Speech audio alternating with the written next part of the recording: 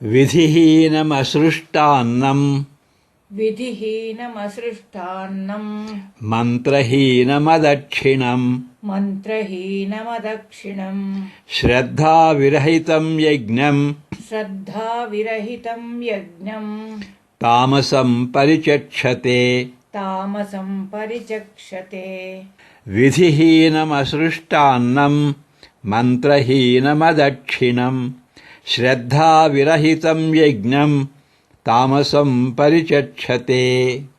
ವಿಧಿಹೀನಮಸೃಷ್ಟಾನ್ನಂ ಮಂತ್ರಹೀನಮದಕ್ಷಿಣಂ ಶ್ರದ್ಧಾವಿರಹಿತಂ ಯಜ್ಞಂ ತಾಮಸಂ ಪರಿಚಕ್ಷತೆ.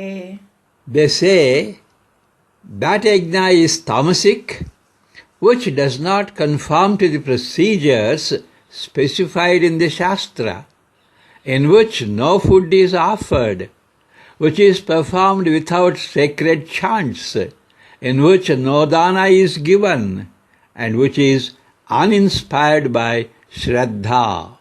ಶಾಸ್ತ್ರಗಳಲ್ಲಿ ಉಲ್ಲೇಖಿಸಿದ ವಿಧಿ ವಿಧಾನವಿಲ್ಲದೆ, ಅನ್ನದಾನ ರಹಿತವಾದ, ಮಂತ್ರೋಚ್ಚಾರಣೆ ಇಲ್ಲದೆ, ದಾನ ದಕ್ಷಿಣೆ ಇಲ್ಲದೆ ಮತ್ತು ಶ್ರದ್ಧೆ ಇಲ್ಲದೆ ಆಚರಿಸುವ ಯಜ್ಞವನ್ನು ತಾಮಸ ಯಜ್ಞವೆಂದು ಹೇಳುತ್ತಾರೆ.